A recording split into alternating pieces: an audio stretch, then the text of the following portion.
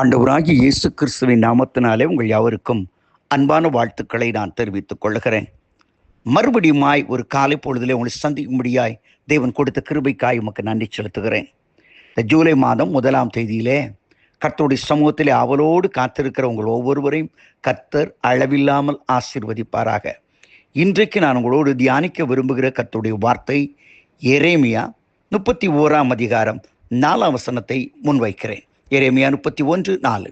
மறுபடியும் உன்னை கட்டுவிப்பேன், நீ கட்டப்படுவாய்.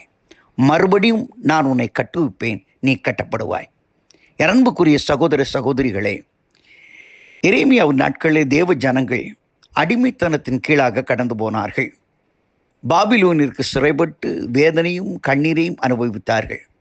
ஒவ்வொரு நாளும் அவள் சோகத்தோடு வாழ்ந்து கொண்டிருந்த அவர்களுக்கு ஆறுதலான கர்த்தருடைய வார்த்தை புறப்பட்டு வருகிறது.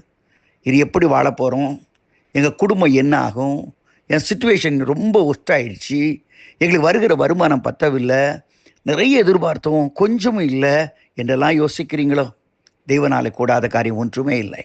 தேவனால் உங்கள் சிறையிருப்பை மாற்ற முடியும். தேவனால் உங்கள் கூடாரத்திலே மகிழ்ச்சியை உண்டு பண்ண முடியும். இந்த ஜூலை மாதத்திலே கர்த்தர் அதை செய்ய விரும்புகிறார்.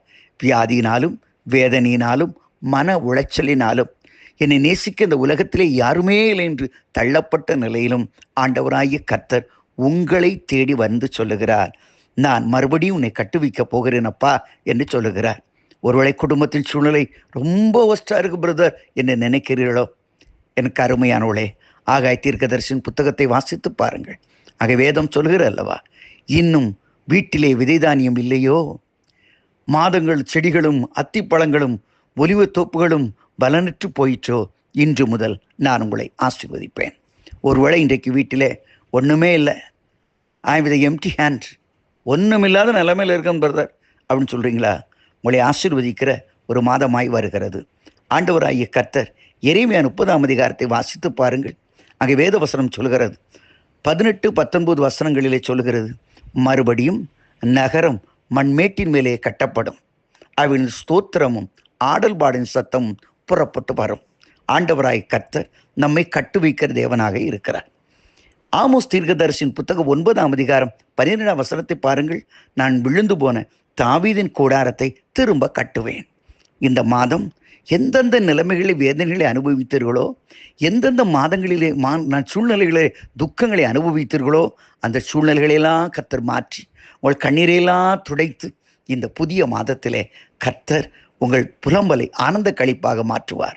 வேதம் அதைத்தானே சொல்கிறது, மறுபடியும் நகரம் மண்மேட்டின் மேலே கட்டப்படும், அவனது ஸ்தோத்திரம் ஆடல் பாடின் சத்தம் புறப்பட்டு வரும். அதே தேவன் உங்கள் வீட்டிலும் அற்புதங்களை செய்ய அவர் போதுமானவராய் இருப்பார்.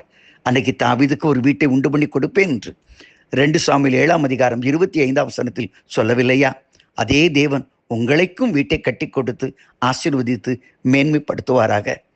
ஒரு விதவையாக வாழ்க்கையிலே தன்னம் தனியாக கலங்கி நின்ற ஒரு மகளுக்கு தன்னுடைய வாழ்க்கையை அர்ப்பணித்து போவாஸ் தூக்கி விட்ட பொழுது அவனுக்கு சொல்லப்படுகின்ற ஒரு வார்த்தை, உன் குடும்பத்தை ஆண்டவர் கட்டுவார், உன் வீட்டை கட்டுவார் என்று வாக்குத்தத்தம் கிடைக்கிறது. அதே தேவன் இன்றைக்கு உன் வாழ்க்கையில உண்டு. உன்னை திரும்பவும் நான் கட்டுவேன், திரும்பவும் நான் கட்டுவேன்.